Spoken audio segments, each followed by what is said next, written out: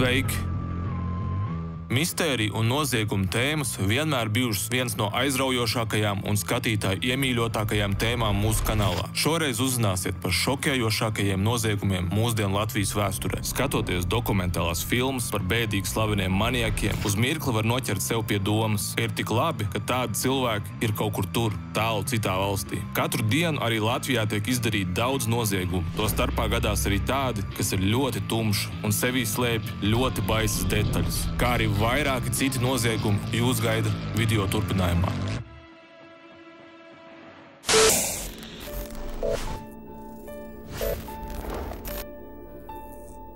Pirmais gadījums, par ko runāšu, norisinājās 2016. gada septembrī Liepājā. Noziegums bija paveikts ar īpašu nežēlību, un tā detaļas jūs patiešām šokēs. Runa ir par 15 gadus vecā Egila Kuļakauska slepkavību, kuru nogalināja divi viņa draugi, ja pareizāk sakot, paziņas. Viņa nāve sabiedrībā izraisīja lielu satraukumu, un daudzi uzdeva jautājumu, kas mudināja abus jauniešus uz ko tik zvērīgu. Kā vēlāk atklājās, atbilde bija narkotikas. Kas tad notika liktenīgajā dienā, kas izvērtās par ko tādu, ko neviens iepriekš nevarēja pat iztēloties ļaunākajos murgos? Egils kopā ar diviem draugiem lietoja apreibinošas vielas un, saprotams, ka darīja to slepeni, tālu no apkārtējo cilvēku acīm. Pasēdēšanas gaitā tuvējā mežā divi no ierēbušās kompānijas pēkšņi izdomāja ļoti tumšu un neiedomājami nežēlīgu plānu – spīdzināt un nogalināt savu paziņu, ar ko kopā tobrīd tusēja. Egils pirms noslapkavošanas ticis sists, žņaugts, piesiets pie koka karostas mežā un, kas ir pats drausmīgākais, arī aizdedzināts. Tas, vai viņu aizdedzināja jau pēc nāves vai esot dzīvam, nav zināms, un labāk arī to nemaz nezināt. Viņa mirstīgās atliekas atrada tikai pēc 2 nedēļām, un drīz pēc tam aizdomās par slepkavību aizturēja divus Egila vienaudžus, 16 un 17 gadus vecus zēnus. Dažus gadus vēlāk abiem tika piespriesti attiecīgi 11 un 10 gadus ilgi cietumsodi. Tagad stāsts būs par kādu maniaku vārdā Nikita, kuram 2016. gadā tiesa piesprieda mūža ieslodzījumu par 2 sieviešu sirmgalvju, sadistisku noslapkavošanu un viņu līķu apgānīšanu Ķīpsalā, ko viņš pastrādāja 2 gadus pirms sprieduma. Viņš dēvēts arī par Ķīpsalas šakāli, kā viņu nosauc upura radinieki. Slepkavības bija paveikts diezgan īsā laika posmā, 2014. gada decembrī, un par slepkavības ieroci viņš izvēlējās koka gabalus. Tobrīd vien 18 gadus vecais Nikita savu pirmo upuri noskatīja 6. decembrī, kad bija ceļā uz savām mājām. Viņš ieraudzīja sirmu kundzi, kur sākotnēji vēlējās aplaupīt, tāpēc ievilka viņu krūmos, kur tālāk sāka sieviete žņaukt, līdz upura nokrita zemē. Pēc tam slepkavas sievieti nežēlīgi piekāva līdz nāvei. Bet tas vēl nav pats šokējošākais. Maniaks mirušo sievieti izģērba, un tālākās detaļas es pat īsti negribu komentēt. Nākamo slepkavību varmāka pastrādāja vien pēc nepilnām 2 nedēļām, 18. decembrī. Šoreiz noskatītajai upurei viņš palūdza cigareti. Pēc atteikuma viņš sievieti sāka žņaukt un ievilka krūmos, un tālāk iepriekšējais scenārijs. Tā it kā viņš bija izstrādājis savu slepkavību rokrakstu, kā to darījuši daudzi bēdīgi slaveni maniaki. Kāds bija slepkavību motīvs? Vēlāk tiesā noskaidrojās, ka viņš slepkavoja alkohola reibumā un cerējis no upuriem nolaupīt naudu. Bet kā tad izskaidrot viņa sadistisko rīcību, ja motīvs bija vien aplaupīšana? Ja maniaks laicīgi netiktu notverts, no viņu uzbrukumiem iespējams ciestu daudz vairāk cilvēku. Viena no dīvainākajām slepkavībām 21. gadsimta Latvijas vēsturē notika 2011. gada 19. februārī. Ar ko tad tā bija tik īpatnēja un kas vispār notika? Pirmkārt jau ar norises vietu, jo slepkavība notika kinoteātrī Forum Cinemās Rīgā. Filmas Melnais gulbis seansa laikā. Jā, filmas laikā. Otrakārt, ar slepkavības motīvu, jo konflikts izcēlās starp 2 vīriešiem, un tā iemesls bija strīds par pārāk skaļu popkorna ēšanu, kura rezultātā viens no viņiem izvilka ieroci un augstasinīgi nošāva otru. Slepkava bija Nikolais Zikovs, par kuru upuri kļuva Aigars Egla, kurš bija arī augsta ranga bankas darbinieks. Vīrietis mira savas meitas acu priekšā. Slepkava raidīja 3 šāvienus upuru krūtīs, pēc kuriem kinozālē esošie cilvēki bija lielā neizpratnē un īsti nesaprata, kas tikko notika, taču, kā apgalvoja liecinieki, panika celta netika. Kā tiesā noskaidrojās, skaļais popkorna ēdājs bija pats Slepkava, kuram Egla izsiķa sturzu no rokām, pēc kā sekoja ieroču izvilkšana un no tā izrietošie tālākie notikumi. Īsi pēc apšaudes klātesošie izsauca ārstu, bet šāvējs nekur nebēga un mierīgi gaidīja policijas ierašanos. Ja provokators bija pats slepkava un viņš uz filmas skatīšanos līdz bija ņēmis ieroci, rodas jautājums, vai viņš gadījumā speciāli nemeklēja konfliktu ar kādu. Gadu vēlāk notika tiesa, kurā Zikovam tika piespriesti 17 gadi cietumā. LVBet ir viena no jaunākajām kazino platformām Latvijā. Klikšķini uz linka, kas būs aprakstā, lai saņemtu 550 bezmaksas griezienus. Reģistrējies. Naudu varēs izņemt jebkurā laikā.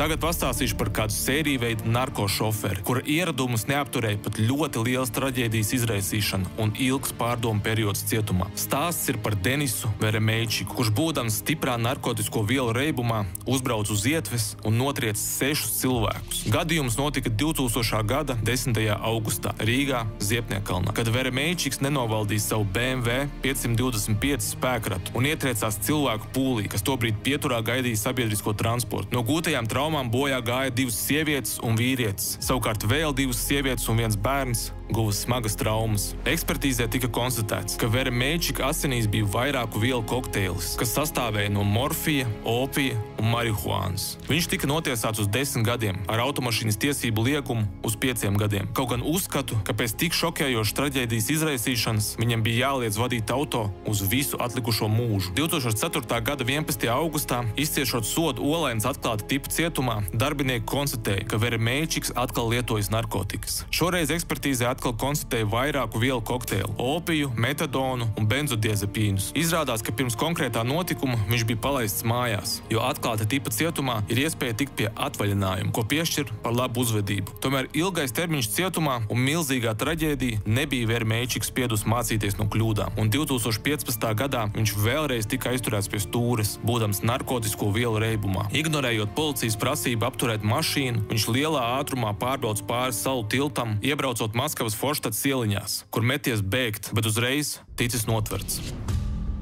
2008. gada vasarā Latvijas sabiedrības satricināja ziņas par kādu šausminošu 11-gadīgas meitenes slepkavību kādā mājā Ceraugsts pagastā, Bauskas rajonā. Viņas vecmāmiņa, ienākot mājās, ieraudzīja šausminošu un sirdi plosošu skatu. Viņa tur atrada savas mazmeitiņas mirstīgās atliekas, guļam gultā zem asiņainas segas ar pārgrieztu rīkli. Momentāli tika izsaukta policija, kur uz aizdomu pamata sāka meklēt meitenītes tēvu, Ivaru Grantiņu, kurš agrāk jau bija tiesāts par izvarošanu, un vēl kādā reizē senā pagātnē, 1988. gadā, viņš pieturā mēģināja nožņaut kādu meiteni, taču vēlāk pierādījuma trūkuma dēļ lieta tika izbeigta. Saistībā ar meitas slepkavību tika uzsākta meklēšanas operācija, kuras rezultātā izdevās tēvu notvert, pēc kā viņš atzinās savas meitas noslapkavošanā, taču piebilda, ka neatceras, kā konkrēti tas noticis. Vēlāk atklājās, ka pazudusi arī Grantiņas sieva, un tas vēl nav viss. Izrādās, ka Grantiņš bija vainojams arī pie kādas 18 gadus vecas jaunietes pazušanas. Kā vēlāk noskaidrojās, manieks abas sievietes bija augstasinīgi noslapkavojas. Sievu viņš nogalināja neilgi pēc atbrīvošanās no cietuma, nožņauzot to un ķermeni sadalot gabalos. Savukārt 18-gadīgo meiteni varmāka nogalināja mēnesi vēlāk, pēc kā noslīcinājis dīķī. Ķermeni sadalījis gabalos un ķermeni daļas apracis mežā. Par 3 slepkavībām Ceraugsts manieks tika notiesāts uz mūžu.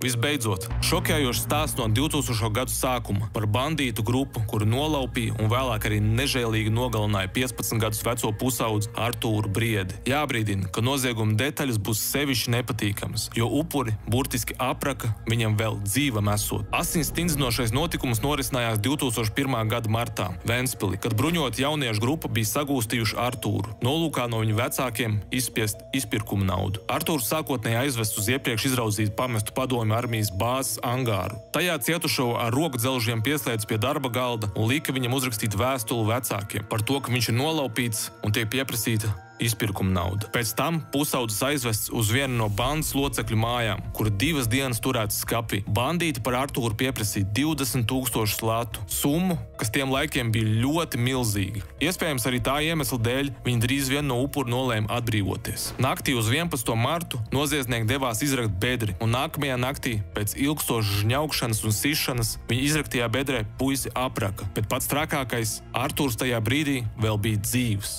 To tiesā vēlāk apstiprināja arī vainīgie. Saistībā ar notikušo tika aizturēts 6 jaunieši, no kuriem 3 tiesā atzinās vēl viena savu biedra slepkavībā, ko pagājušā gada novembrī nogalinājuši kādu savstarpējo nesaskaņu dēļ un mirstīgās atliekas aprakuši Kolkas mežos. Visi 6 notiesātie saņēma bargus sodus, līdz pat 20 gadiem cietumā. Tomēr uzskatu, ka galvenajiem organizatoriem pienāktos mūža ieslodzījums. Ja šāda tipa video jums likās interesants un vēlaties redzēt arī otru daļu, rakstiet komentāros.